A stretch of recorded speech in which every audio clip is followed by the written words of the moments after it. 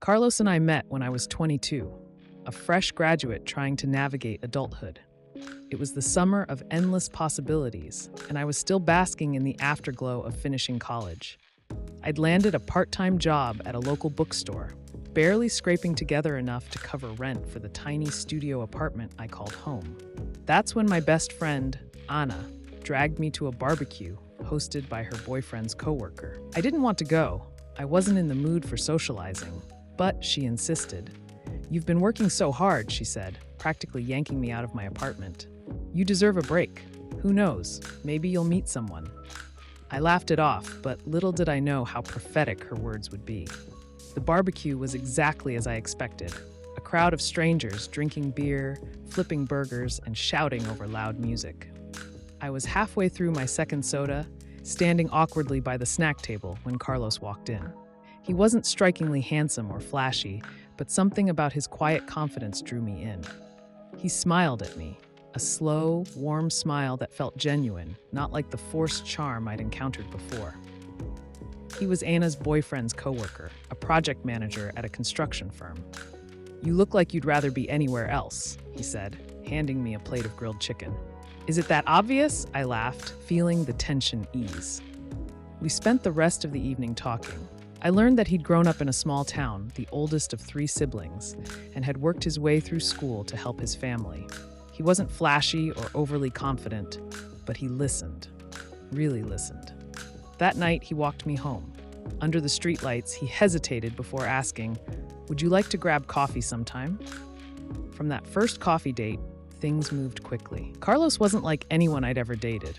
He wasn't trying to impress me with grand gestures or empty promises. Instead, he showed up, consistently, reliably, and wholeheartedly.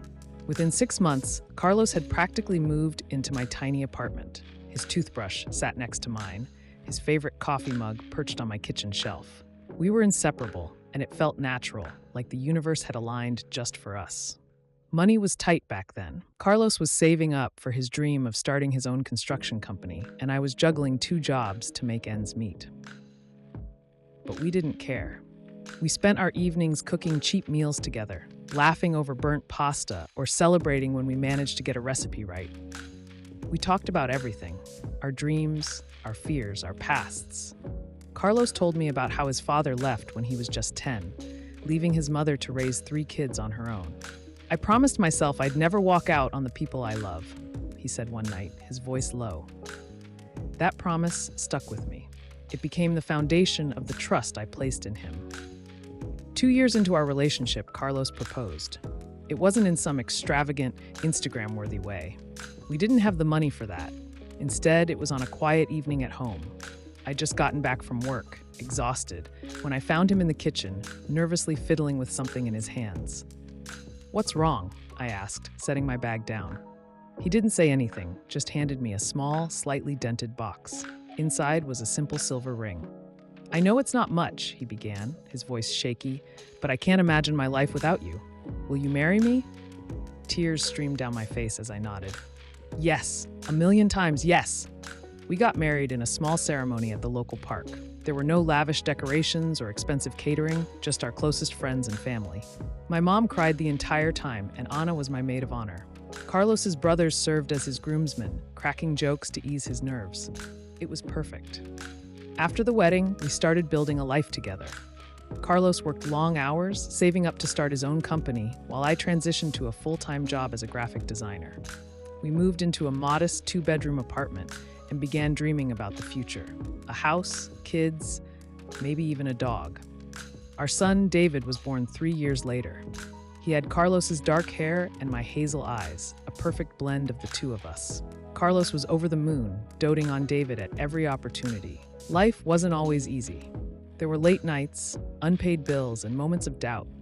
But through it all, we were a team. At least, that's what I thought. As the years went by, something began to shift in our seemingly perfect life.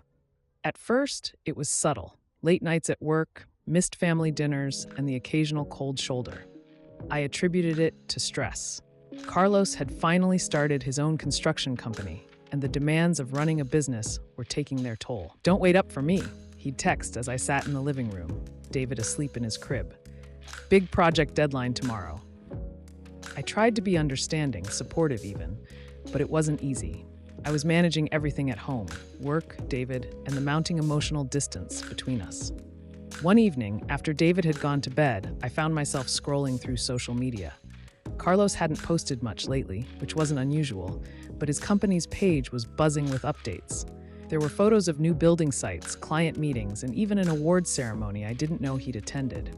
In one of the photos, Carlos stood with a woman I didn't recognize. She was beautiful, confident, poised, and clearly comfortable by his side. "Who's this?" I asked him casually over dinner that weekend, showing him the photo on my phone. He barely glanced at it. "Oh, that's Julia. She's one of our new clients. Big contract. Why?" "No reason," I said, forcing a smile. But there was a reason. Something about the way he dismissed the question left a nagging feeling in the pit of my stomach. A few weeks later, I was cleaning up the kitchen when Carlos's phone buzzed on the counter. He was in the shower, so I picked it up, intending to bring it to him. But the screen caught my eye, a message preview from someone named Jay. "Can't wait to see you again tomorrow." My heart skipped a beat. My first instinct was to brush it off. Maybe it was a client or a colleague. But the wording felt too personal, too intimate. When I handed Carlos his phone, I tried to act normal. "You got a text," I said, watching his reaction carefully. He glanced at the screen, his face unreadable, and then locked the phone without replying. "Who's Jay?" I asked, unable to hide the edge in my voice. "Just Julia," he said with a shrug. "Work stuff." His tone was calm, almost too calm, and it didn't sit right with me. The following weekend, Carlos announced he had a work trip. It wasn't unusual. His projects often took him out of town, but this time I felt compelled to dig deeper. After he left, I booted up his laptop, which he rarely used for work anymore. It was a long shot, but I remembered he had the Facebook app set to auto login. What I found confirmed my worst fears. There were messages between Carlos and Julia dating back months. They weren't just about work. They were filled with playful banter, inside jokes, and plans to meet. One message in particular made my stomach churn. "You make me feel alive in a way I haven't felt in years." I sat there, staring at the screen, my world crumbling around me. The man I had trusted, the father of my child, had been living a double life. When Carlos returned from his trip, I was ready. I had printed out the messages, each damning word highlighted. "Can we talk?" I said as he walked through the door. "Sure," he replied, setting down his bag. "What's up?" I handed him the papers, my hands shaking. "Explain this." His face turned pale as he scanned the pages.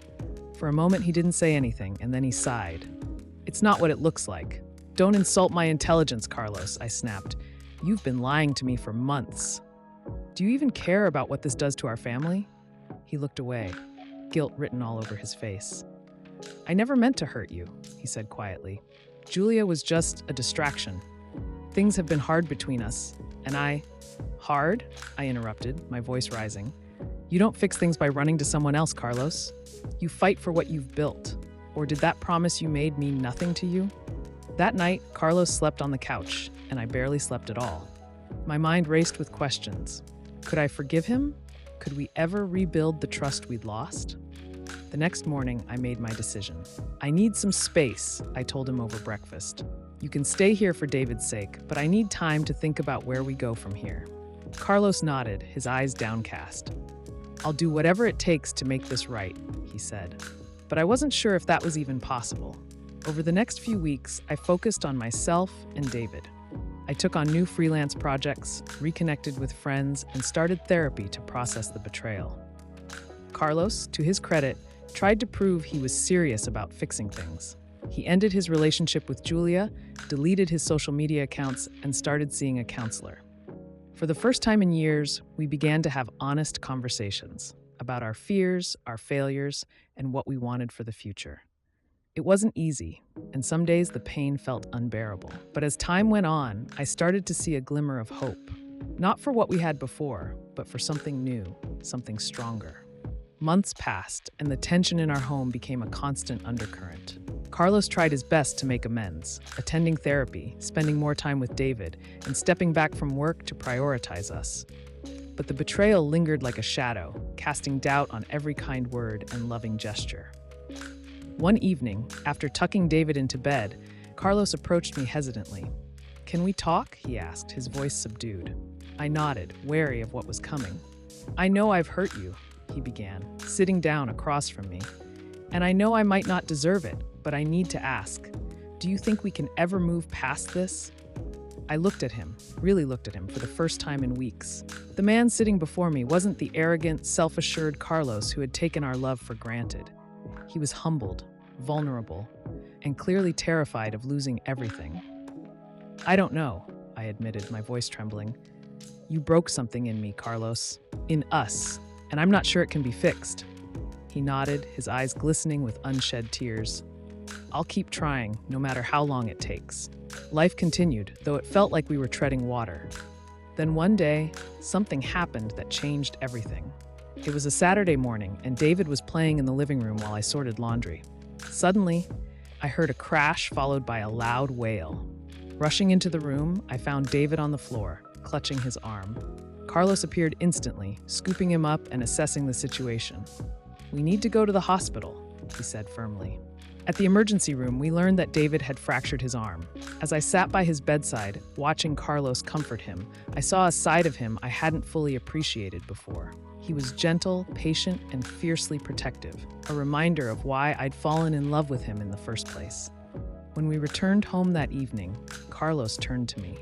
"I know I've failed you," he said, his voice heavy with emotion. "But I swear I will never fail David, or us, not again." That moment marked a turning point. Slowly, cautiously, I began to let my guard down. We attended couples therapy, where we learned to communicate in ways we never had before. Carlos opened up about the pressures he'd felt, pressures he hadn't known how to share. And I admitted my own role in letting our connection fray, focusing so much on being a mother that I'd forgotten how to be a partner. Healing wasn't linear. There were days when the anger resurfaced, and nights when the pain felt as fresh as the day I discovered the truth. But there were also moments of genuine connection, shared laughter, quiet conversations, and the rebuilding of trust brick by brick. One evening, as we sat on the porch watching David play in the yard, Carlos reached for my hand. "I know I can't erase the past," he said, "but I want to build a future with you, one where we don't take each other for granted, one where we're a team again." I looked at him, the sincerity in his eyes breaking through the last of my defenses. "I want that too," I whispered. From that day forward, we approached our relationship with a newfound determination. Carlos surprised me with date nights, small gestures that reminded me of our early days. I made an effort to include him in the little things, decisions about the house, moments with David, and even my work projects. We were no longer the same couple we'd once been, but in many ways, we were stronger. The cracks in our foundation had been mended, not perfectly, but enough to support the life we were rebuilding. A year later, we celebrated our anniversary with a quiet dinner at home. As we sat at the table, Carlos raised his glass. "To second chances," he said, his voice steady, "and to the woman who taught me how to be a better man." I smiled, tears welling up in my eyes. "And to the man who didn't give up on us." David, now a rambunctious 3-year-old, giggled from his high chair, raising his sippy cup in imitation. In that moment, surrounded by the family we'd fought so hard to preserve, I felt something I hadn't felt in a long time: peace. Life would never be perfect, but it didn't have to be. What mattered was that we were moving forward, together. And for the first time in years, I believed we could truly make it.